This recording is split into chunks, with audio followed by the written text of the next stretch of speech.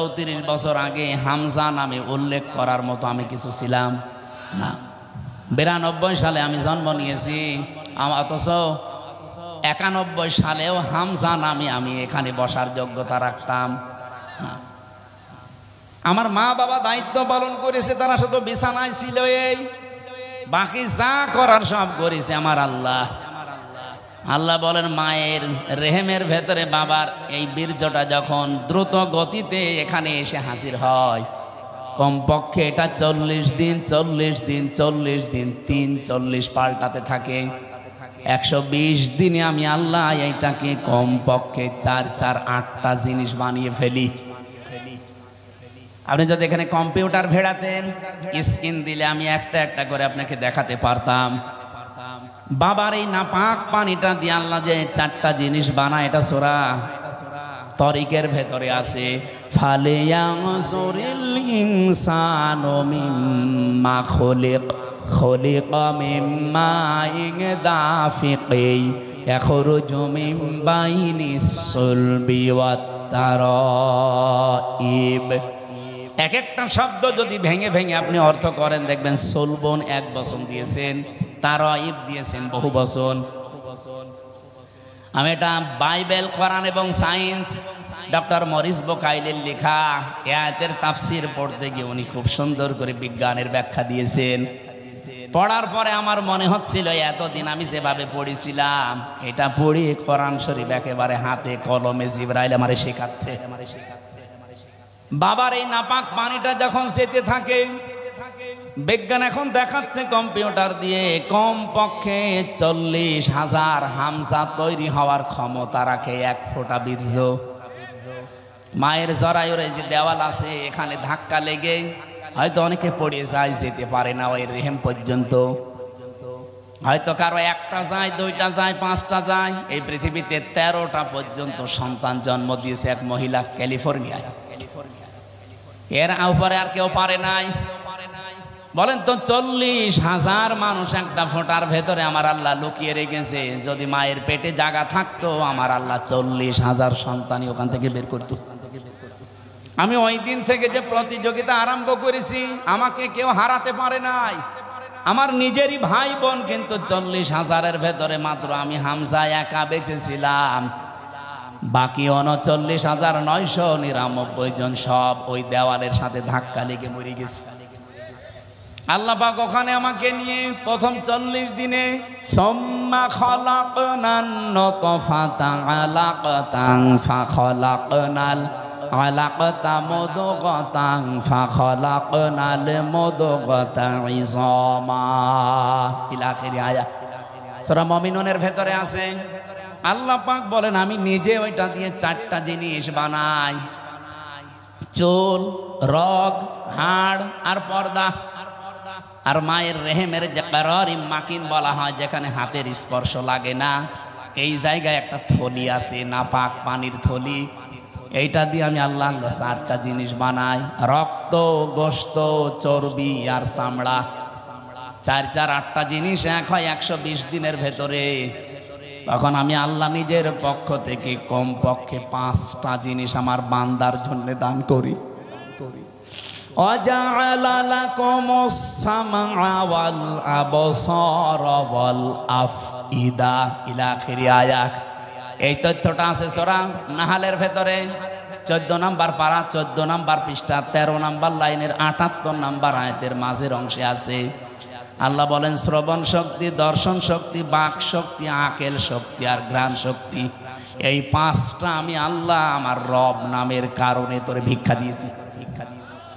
যদি একটা কম দিতাম, দুনিয়ায় তুই আসতিস, কিন্তু পূর্ণাঙ্গ হয়ে না, অপূর্ণাঙ্গ হয়ে। বলেন তো, রব নামের কারণে যে 5টা জিনিস আল্লাহ দয়া করে আমারে দিলেন, যদি দর্শন শক্তি না দিত, তাহলে আমি আসতাম কিন্তু কানা হয়ে। অনেক কানা মানুষ আসে না? বলেন বলেন। আল্লাহ পাক যদি বাক শক্তি না দিত, কথা বলা, তাহলে আমি আসতাম কিন্তু বোবা হয়ে। আমাকে যদি আল্লাহ শ্রবণ শক্তি না দিত, আমি আসতাম কিন্তু কালা হয়ে। যদি আকেল শক্তিটা না দিত, আসতাম কিন্তু পাগল হয়ে। অনেক পাগল আসে না?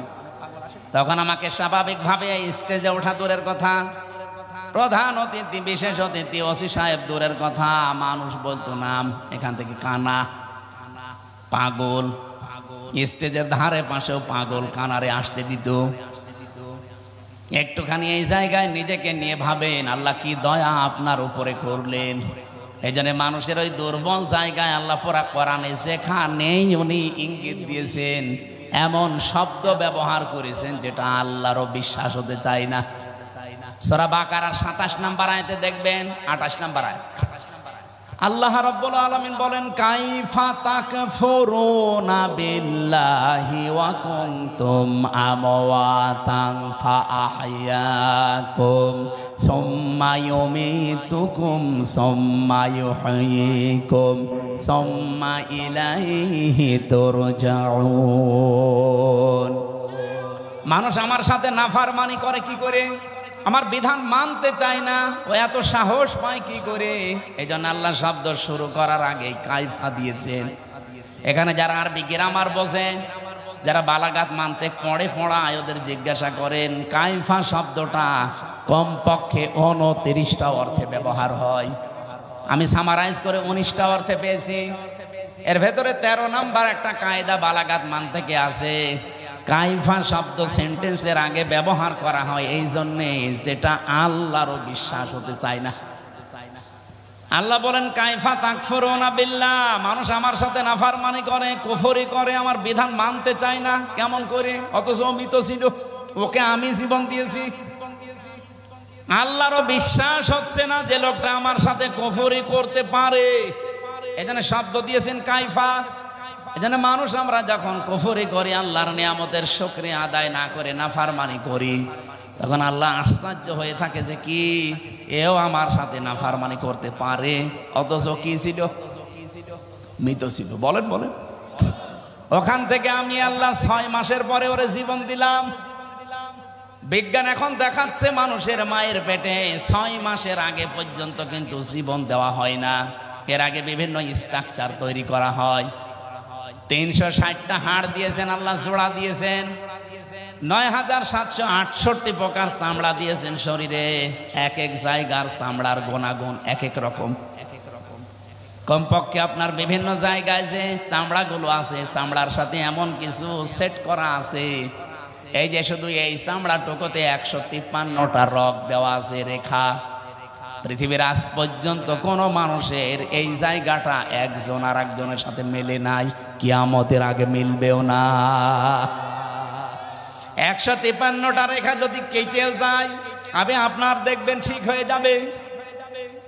আমার এই জায়গাটায় ছোটবেলায় একবার কাজ ঢুকে নষ্ট হয়ে গিয়েছিল। আমি পরে সাপ নিয়ে দেখেছিলাম যে না, ঠিক হচ্ছে না। কিছুদিন পরে দেখি আগেরটায় আবার ফিরে গেছে।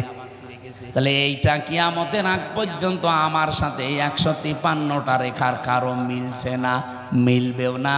এর পেছনে একটা শক্তি কাজ করছে। তিনি কে? শুধুমাত্র জহব্বা বানিয়েছেন আল্লাহ। এই যে জহব্বা বলা হয় জিবা, বিজ্ঞান এখন এই জহব্বা নিয়ে গবেষণা করে জানিয়েছে এর ভেতরে কমপক্ষে 2 কোটি আস্বাদন স্তর আছে, স্বাদ নেওয়ার স্তর আছে। এই পৃথিবীতে যত বড় রেস্টুরেন্ট হোক, রেস্তোরাঁ হোক, হোটেল হোক, 2 কোটি খাবার রান্না হওয়ার কোনো হোটেল আপনি পেয়েছেন? হ্যাঁ, আমি এই বয়সে আমার মনে হয় কতগুলো দেশ আমি ঘুরে আসলাম, পৃথিবীর কোনো উন্নত দেশেও এত প্রকার খাবার আমি পাইনি। সর্বোচ্চ খাবার পেয়েছি 180 প্রকার। এই যে গাজীপুরের কাপাসে একটা হোটেল আছে নিরিবিলি, তোতামিয়া, ও খাবার রান্না করে 180 প্রকার পর্যন্ত খাবার ওর হোটেলে আমি পেয়েছি। একটা মাহফিল দিয়েছি, বললাম খাবার দেন তো কি কি আছে দেখি। এটা কি? কাঁঠালের পাতা ভর্তা। কাঁঠালের পাতা ভর্তা বলে এও একটা তরকারি, আর এইটা বাঁশের পাতা ভর্তা। মানে সারা দুনিয়া কুড়িয়ে মাত্র 180 প্রকার, আর আমার জহব্বার ভেতরে আল্লাহ স্বাদ নেওয়ার স্তর দিয়েছেন কত? 2 কোটি। কিয়ামত পর্যন্ত দিলেও তো স্বাদের স্তর শেষ হবে না। এই স্তরটা আল্লাহ দেয় কখন? বিজ্ঞান এখন জানাচ্ছে কমপক্ষে যখন 6 মাস হয়ে যায়, 6 মাসের পরে তখন আপনার ভেতরে আল্লাহর রুহু দেয়। এটা আল্লাহর সিদ্ধান্ত। রুহু কি? আল্লাহর হুকুম বা সিদ্ধান্ত। ওরা যে বলছে সিদ্ধান্ত আমার, দেহ আমার, আরে ভাই দেহ আপনার না, সিদ্ধান্ত আপনার না। এ দেহ বানিয়েছে ওই যে শুরু থেকে কে বলেন তো? আরো জোরে বলেন। মা বাবার কি দায়িত্ব ছিল? সূরা ওয়াকিয়ার ভেতরে আছে, ওরা শুধু বিছানায় ছিল, এই শেষ। বাকি যা করছে ওখান থেকে, সেই বীর্য থেকে হামজা পর্যন্ত কে? 6 মাস পরে যখন ক্ষুধার উদ্রেক দেখা দেয়, আল্লাহ পাক তখন নিজে খাবার সরবরাহ করার জন্য, তার যে রাজ্জাক নামটা আছে, ওই রাজ্জাক নামের কারণে দুনিয়ার কোনো খাবার দিলে তো আপনি হজম করতে পারবেন না, কারণ আপনার দাঁত নেই। আছে? এই জন্য মায়ের মাসিক অসুখ বন্ধ করে দিয়ে ওই নাপাক রক্তটা আল্লাহ মুখ দিয়ে দেয় না, নাভির ভেতর দিয়ে পাস করে আমাকে বাঁচিয়ে রাখে। নবীজি বলেন আল্লাহ মুখ দিয়ে না দিয়ে নাভি দিয়ে দিয়েছে কেন জানো? পৃথিবীতে আল্লাহর বান্দারা এসে যেন এই মুখ দিয়ে কোনো নাপাক জিনিস ভেতরে না দেয়। অথচ আমরা আল্লাহর এমন বান্দা আছে, আল্লাহ মায়ের পেটের ভেতরে মুখটা পবিত্র রেখে দিয়েছে, নাপাক রক্ত মুখ দিয়ে দেয়নি, নাভি দিয়ে দিয়েছে। অথচ এসে এখানে কত মানুষ এই মুখে নাপাক জিনিস দেয়। বলেন তো, সুদের টাকা আর ঘুষের টাকা এটা পাক না নাপাক? এখানে কত মানুষ বসে আছে, টাকা ছেড়ে রাখে আর টাকা আসে। এটা কে বলে? না, এটা আর একটা নাম আছে।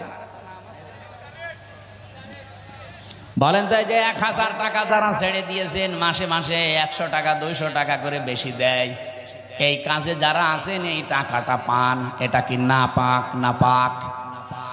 যারা এগুলো করছেন তাদের ছেড়ে দেওয়া লাগবে, নয়তো আপনি নবীর হাদিস অনুযায়ী মায়ের সাথে জিনা করছেন। কারা কারা এই কাজে আছেন হাত তোলেন তো। এই এলাকা তো ভালো মনে হচ্ছে, আলহামদুলিল্লাহ। তাহলে তো ওসি সাহেবের কাছে অনেক নালিশ যায় না মনে হয়, এলাকা অনেক ভালো, একটা লোকও নেই। যারা এই যে নাপাক জিনিসগুলোর ভেতরে অন্যতম আর একটা এলাকায় চলে কিনা আমি জানি না, বিড়ি আছে, এটা ছেড়ে দেবে, এটা বদ অভ্যাস। ওটা খেলে মুখ পর্যন্ত আমার মনে হয় গন্ধ হয়ে যায়। যারা খায় তারা তো টের পায় না, যারা পাশে দাঁড়ায় তারা টের পায়। আপনি একটু চিন্তা করেন না, আপনার এই নাভির ভেতর দিয়ে আল্লাহ পাস করে আপনাকে বাঁচিয়েছে, কেন মুখ দিয়ে ওটা দিতে পারতো না? আল্লাহ জানে যে আমার বান্দা এই নাপাক জিনিস আমি মুখ দিয়ে দিলে এই মুখটা নাপাক করে ফেলবে। আমি চাই এটা পবিত্র থাক, দুনিয়ায় যে আমি আল্লাহর পবিত্র নাম যেন উচ্চারণ করে। সুবহানাল্লাহ বলতে পারেন না? 6 মাসের পরে যখন রুহু এসে গেছে, খাবারের উদ্রেক দেখা দেয়। আল্লাহ পাক বলেন খাবার তো এভাবে চলতে থাকে, আস্তে আস্তে আমি আল্লাহ নিজে তখন আকৃতি বানাই। ওয়াল্লাযী ইউসাউবিরুকুম ফিল আরহামি কাইফা ইয়াশা ইলা আখিরি আয়াত। সূরা আলে ইমরান 3 নাম্বার পারা, এটা 9 নাম্বার পৃষ্ঠা 6 নাম্বার লাইনের 6 নাম্বার আয়াতের প্রথম অংশে আছে। আল্লাহ বলেন তিনি সে আল্লাহ যিনি মায়ের পেটের ভেতরে তোমাদের আকৃতি তৈরি করেন। তোমার যে আকার আকৃতি এটা পৃথিবীর কেউ বানায়নি, এটা আমার আল্লাহর নিজের সিদ্ধান্তে তৈরি হয়েছে। এই জন্য পৃথিবীর যত সৃষ্টি সবচাইতে সুন্দর সৃষ্টি মানুষ। কথা বলে লাকাদ খালাকনাল ইনসানা ফি আহসানি তাকওয়িম। পৃথিবীতে সবচাইতে সুন্দর করে আল্লাহ বানিয়েছে মানুষের এই চেহারাকে। এত সুন্দর আর পৃথিবীর কোন সৃষ্টির ভেতরে আপনি পাবেন না। কিন্তু এই সুন্দর চেহারার মানুষগুলো যখন নিচে নামতে থাকে, সুম্মা রাদাদনাহু আসফালা সাফিলিন, এরা এত নিচে নামে যে পশু পাখি পর্যন্ত এত নিচে নামে না। এই বাংলাদেশে নিচে নামে নাই। আসিয়ার মতো 7 বছরের মেয়েকেও যারা ধর্ষণ করতে ছাড়ে না, ওরা কি মানুষ না জানোয়ার? জানোয়ার বললেও ভুল হবে, কারণ জানোয়ারও অত নিচে নামে না।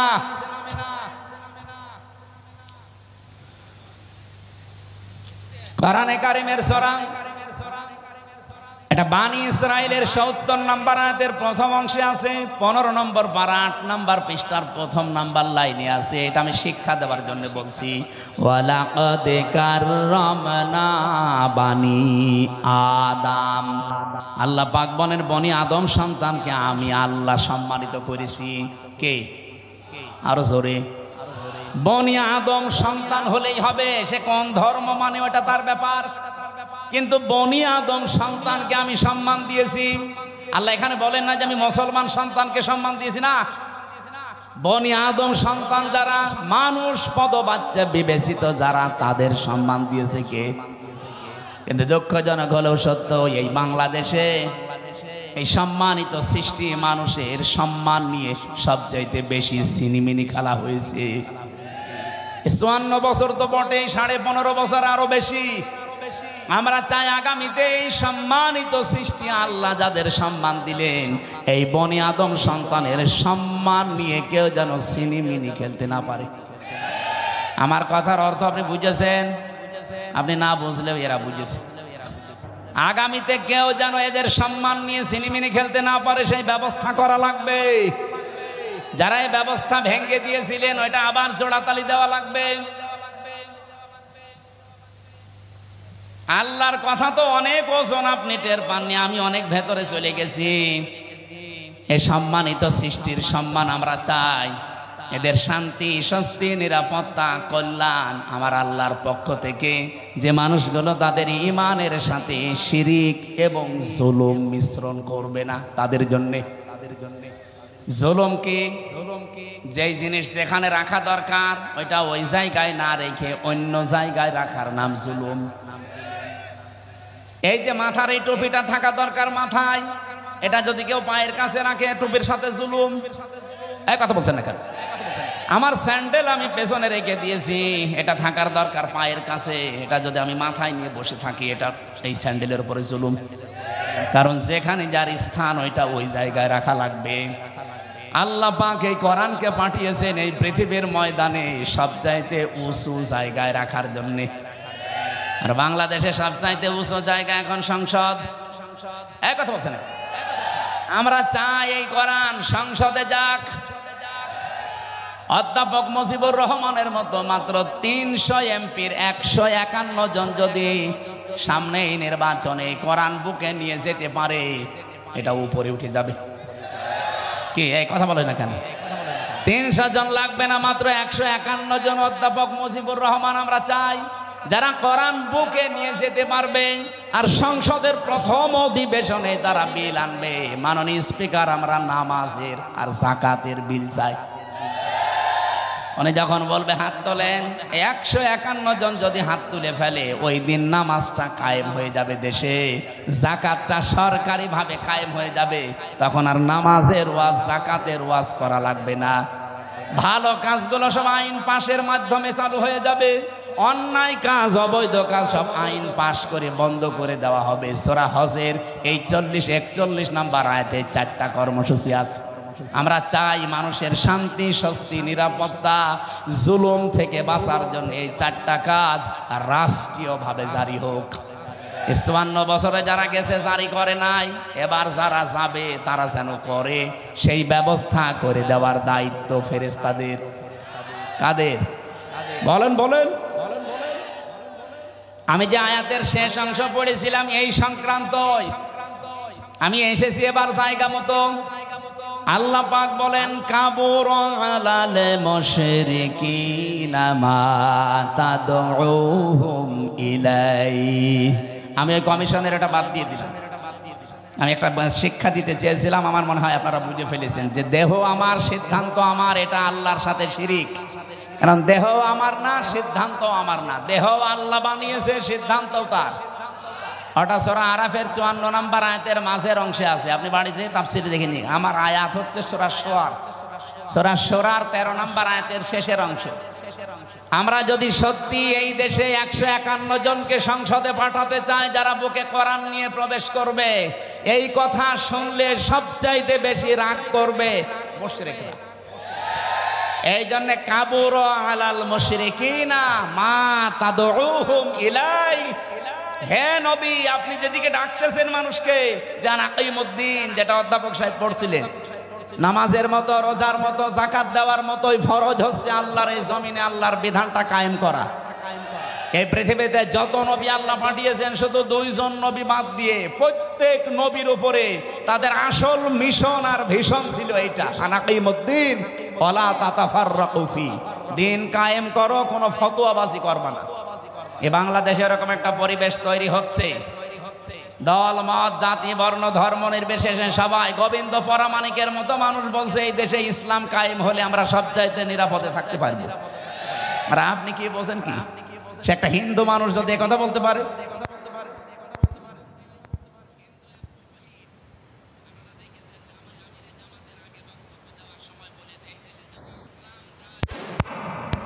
অন্যান্য ধর্মের মানুষেরা সবচাইতে বেশি নিরাপত্তায় থাকতে পারে, তারা অলরেডি এখন বুঝে ফেলছে।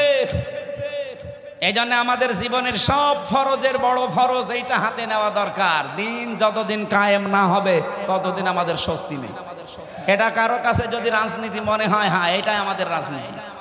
এটা যদি কারো কাছে মনে হয় যে এটা ধর্ম ব্যবসা, হ্যাঁ এটাই আমার ধর্ম ব্যবসা। কারো কাছে যদি মনে হয় এটা দুনিয়ার কাজ, হ্যাঁ এটাই আমার দুনিয়ার কাজ। কারণ আমার এই কাজ দিয়ে আমি আখেরাত তৈরি করতে চাই। আমি একা না, আমার চাইতে বড় বড় যারা, আপনি তাকান, শারআ লাকুম মিনাদ-দ্বীন মা ওয়াসসা বিহি, ওয়াসসা মানে কি? শক্তিশালী উপদেশ। আল্লাহ বলেন শারআ লাকুম মিনাদ-দ্বীন, আমি নির্ধারিত করে দিয়েছি। নিতের তাফসীর পড়তে গিয়ে দেখেছি এই পৃথিবীতে যত নবীকে আল্লাহ পাঠিয়েছিলেন এক একজন নবীর শরীয়ত ছিল আলাদা আলাদা, কিন্তু দিন ছিল এক। আমার কথা বোঝেন? পৃথিবীর যত নবীকে আল্লাহ পাঠালেন প্রত্যেকটি নবীর দিন ছিল এক, কিন্তু শরীয়ত আলাদা আলাদা। এটা বোঝাতে গিয়ে আমি তাফসীরে একটা উদাহরণ পেয়েছি। এই এদিকে তাকান, একজন বাড়িওয়ালা 5 জন কর্মচারী রেখেছে, এক একটা কর্মচারীর কাজ আলাদা আলাদা। মালিক কয়জন? আরো জোরে। কিন্তু কাজ যাদেরকে 5টা কর্মচারী আলাদা আলাদা দিয়েছে, প্রত্যেকটা অর্ডারের উপরে মালিকের যেহেতু হুকুম আছে, প্রত্যেকটা হুকুমের দাম আছে না নেই? তারা তো প্রত্যেকেই মালিকের কর্মচারী, কাজ এক একজনকে এক একটা ভাগ করে দিয়েছে। কেউ বাজার করবে, কেউ বাড়ি ঘর ঝাড়ু দেবে, কেউ দারোয়ানিতে করবে। আল্লাহ পাক বলেন আমি মালিক, আমি দিন একটাই পাঠিয়েছি, কিন্তু এক এক নবীর শরীয়তে জীবন বিধানের ভেতরে আলাদা আলাদা নিয়ম দিয়েছিলাম। আমাদের নবী মুহাম্মদ রাসূলুল্লাহকে আল্লাহ যে শরীয়ত দিয়েছেন, আদমকে সে শরীয়ত দেয়নি। হযরত ঈসাকে যে শরীয়ত দিয়েছে, মুসাকে সেটা দেয়নি। কিন্তু লক্ষণীয় বিষয় একটা, যত নবী এসেছে দিন সবার কিন্তু এক ছিল, আর সবাইকে আল্লাহ নির্দেশ দিয়েছে আনাকিমুদ্দিন, দিন কায়েম করো।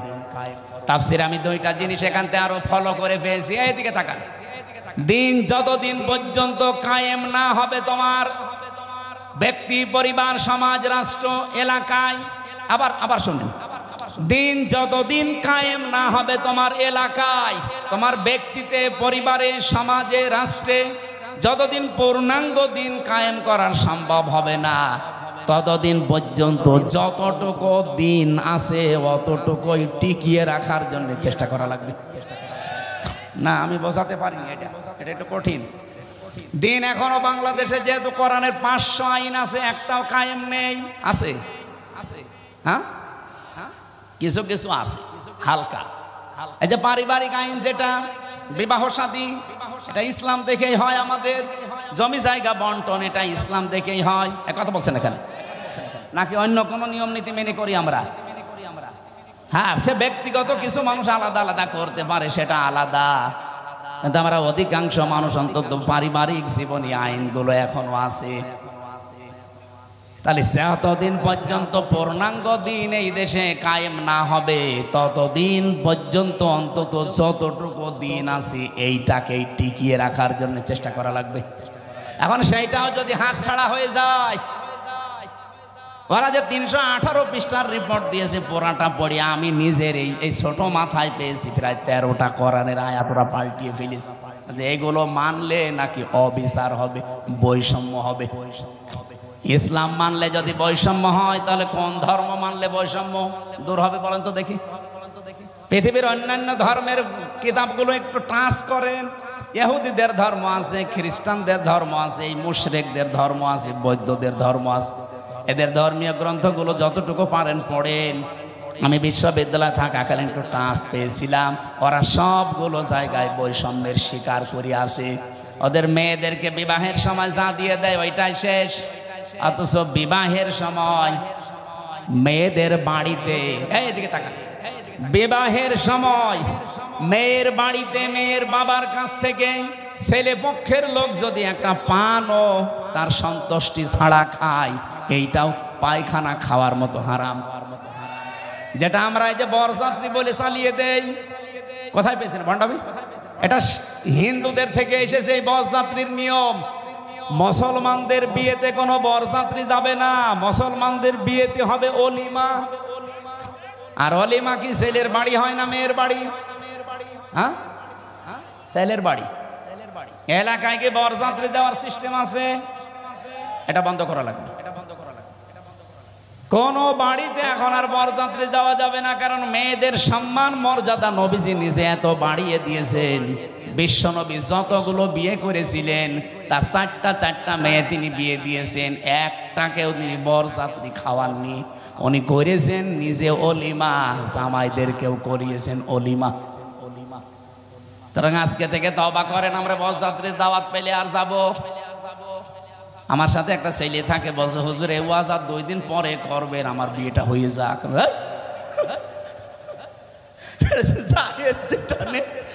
জায়েজ নেই তো জায়েজ নেই, ওইটা আমি জায়েজ করবো মানে আজকে থেকে হারাম। এতদিন নাই না জেনে খেয়েছি, এখন আমরা আর খাবো? বরযাত্রী যাবেন, অলিমা করেন, আমি রাজি আছি। দরকার হয় 5 দিন ধরে খাওয়ান, অসুবিধা নেই। সম্মানিত মা বোনেরা, আপনাদের এই জায়গায় নারী কমিশন হাত দিয়েছে। কত সম্মান আল্লাহ কোরআনে কারিমে নবীজির হাদিসে সূক্ষ্ম ভাবে আল্লাহ দিয়েছেন। যদি আপনার নিজের সম্মান আপনি বুঝতেন, নিজের এই মর্যাদা ফিরে পাওয়ার জন্য আন্দোলন করতেন। আর ওরা কি কমিশন বানিয়েছে, নারীদের আরো ঠকিয়েছে। ওরা বলে যৌনকর্মী যারা তাদেরকে শ্রমিকের মর্যাদা দেওয়া লাগবে। ওরা শ্রমিক হয় কি করে? তাহলে কালকে তো ঢাকায় তো এসে পুলিশকে বলবে যে ভাই স্যার আমরাও শ্রমিক, আমাদেরও কম কষ্ট নেই ডাকাতি করতে। কি ডাকাতি করা কষ্ট না? তারাও তো তাদের কাজের স্বীকৃতি চাইবে ইউনূস সাহেবের কাছে, যে আমাদেরকেও স্বীকৃতি দেন, আমরাও শ্রমিক, আমাদেরও ঘাম ঝরে। এটা না করে যদি ওনারা এই যে 1 লক্ষ যৌনকর্মী আছে সারা বাংলাদেশ মিলে, সরকারি জরিপ, এই 1 লক্ষ মানুষকে, ওই মানুষগুলো সরকারি ভাবে যারা টাকা বিভিন্ন জায়গায় ব্যাংকে পড়ে থাকে, ছাতা পড়ে যায়, কেউ জানে না, ওই টাকাগুলো নিয়ে নেন। জাকাতের মাধ্যমে হোক, এককালীন দানের মাধ্যমে, জোর করেই নেন, দরকার টাকা পড়ে থাকবে কেন? কাইলা ইয়াকুনা দৌলাতাম বাইনাল আগনিয়াই মিনকুম, আল্লাহ বলেন আমি চাই না এক জায়গায় অর্থ সম্পদ টাকা পয়সা জমা হয়ে থাক, এটা ছড়িয়ে যাক, এটা কাজে লাগুক। সুতরাং এই টাকাগুলো আমার মনে হয় রাষ্ট্রীয়ভাবে সব আদায় করে 1 লক্ষ মেয়েদের পুনর্বাসন করা দরকার। কে কথা বলেন না কেন? হয় ওদের 2টা করে গরু কিনে দেন, 5টা ছাগল কিনে দেন, অথবা সেলাই মেশিন কিনে দেন, এমব্রয়ডারি করার জায়গা করে দেন। ওরা নিজেরা হালাল কর্মজীবন তৈরি করে সংসার করে দুনিয়ায় সম্মানের সাথে বেশি থাক। খুব বেশি না, মাত্র 1 লাখ আছে সারা বাংলাদেশ মিলে। গোপনে গোপনে যেগুলো আছে ওগুলো বাদ দিলাম। এই কাজ আপনারা কোন নিয়মে লিখলেন? এটা কোরআনের বিরুদ্ধে আছে, এমনকি মানব অধিকারেরও বিরুদ্ধে।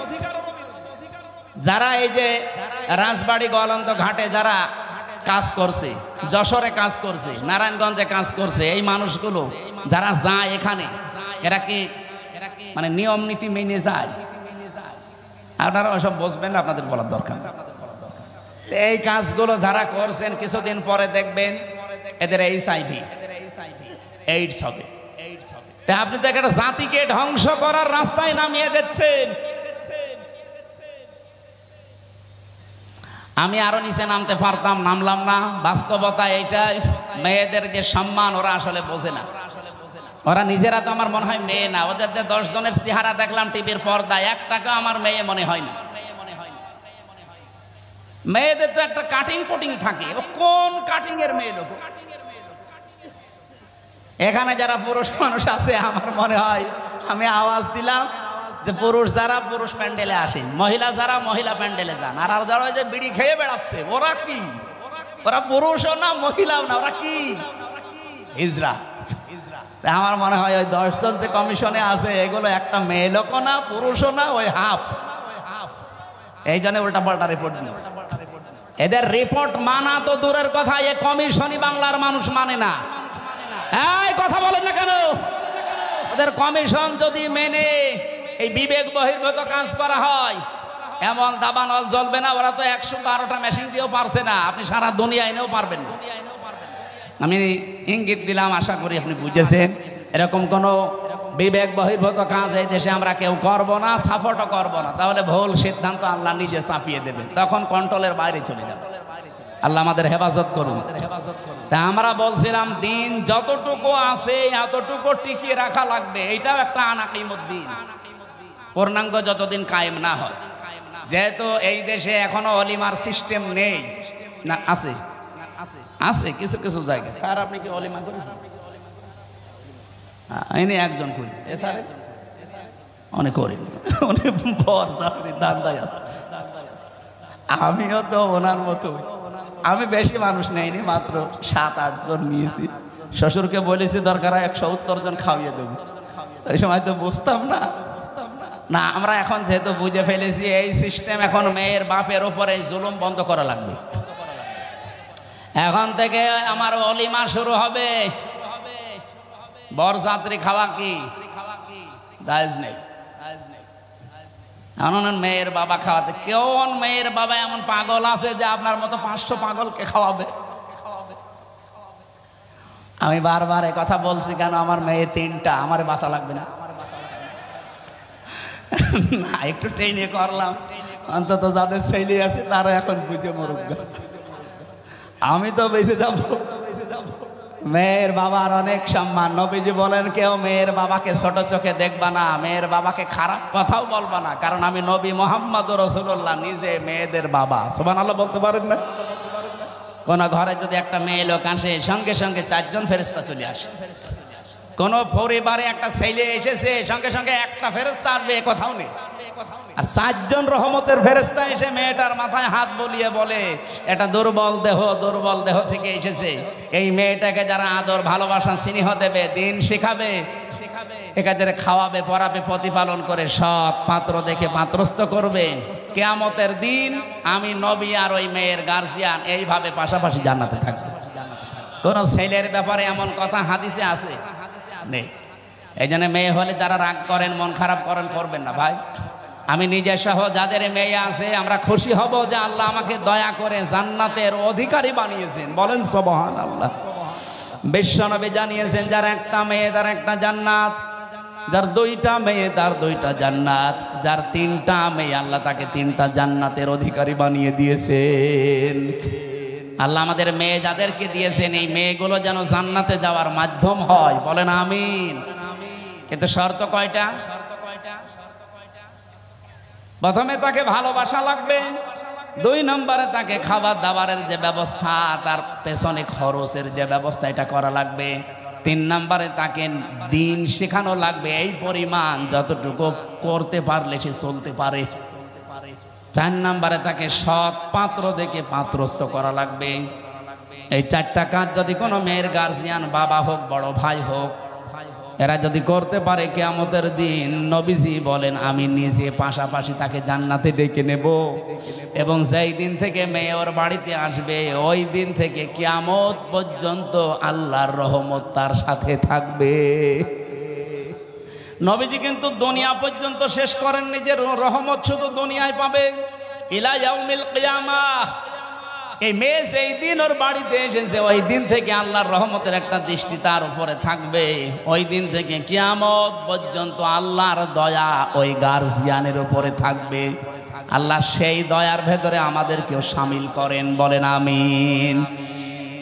যে কথা তুলেছিলাম, যেহেতু দিন এখনো পরিপূর্ণ কায়েম নেই, যতটুকু আছে এগুলো টিকিয়ে রাখার জন্য 5 ওয়াক্ত নামাজ কায়েম নেই রাষ্ট্রে, আমরা নিজেরা অন্তত যারা পড়ি না, আরম্ভ করেন। ব্যক্তিগত জীবনে, পারিবারিক জীবন পর্যন্ত একটু ঠিক করেন।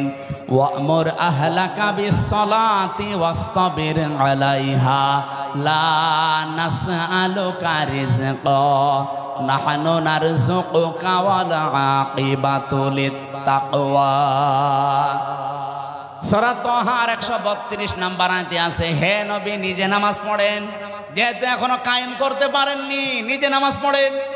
পরিবারস্থ লোক যারা আছে তাদেরকেও নামাজের তাকিদ দেন। আমি আল্লাহ আপনার কাছে রিজিক চাই না, বরং আমি আল্লাহ আপনাকে রিজিক দেই। আর শুভ পরিণাম অপেক্ষা করছে আমার মুত্তাকি বান্দাদের জন্য। এজন্য দিন যেহেতু এখন আমরা কায়েম করতে পারি না, এবার পূর্ণাঙ্গ ভাবে যতটুকু আছে এতটুকু টিকিয়ে রাখার চেষ্টা করা ফরজ। আর এই কথাগুলো বললে সব চাইতে মন খারাপ হবে, খারাপ লাগবে যারা শিরিক করে বেড়ায়, যাদের ইমানের ভেতরে শিরিক আছে, যারা মুশরিক তারা। আল্লাহ পাক বলেন, আল্লাহু ইয়াজতাবি ইলাইহি মাইয়াশা। আল্লাহর দিন আল্লাহর জমিনে কায়েম করার জন্য সবাইকে আল্লাহ নির্বাচিত করবে না। আল্লাহ সবাইকে পছন্দ করবে না, সবাইকে আল্লাহ বাছাইও করবে না। ইয়াজতাবি শব্দের শাব্দিক অর্থ হচ্ছে নির্বাচিত করা, বাছাই করা, নির্ধারণ করা, পছন্দ করা। আল্লাহ শুধু পছন্দ করবে তাকে, ওয়াহদি ইলাইহি মাইয়ুনিব, যেই লোকটা আল্লাহর দিকে মন থেকে ফিরে আসতে চায়। সুতরাং আজকে থেকে আপনি আল্লাহর বিধানের দিকে মন থেকে ফিরে আসার চেষ্টা করেন, আপনাকে আল্লাহ দিন কায়েমের কর্মী বানিয়ে দেবে ইনশাআল্লাহ। আল্লাহ আমি সহ যারা এসেছি এই জমিনে দিন কায়েমের একজন কর্মী হিসাবে দায়িত্ব পালন করা আল্লাহ যে কবুল করবেন, তাদের সাথে আমাদেরকেও যেন পছন্দ করেন, বলেন আমিন।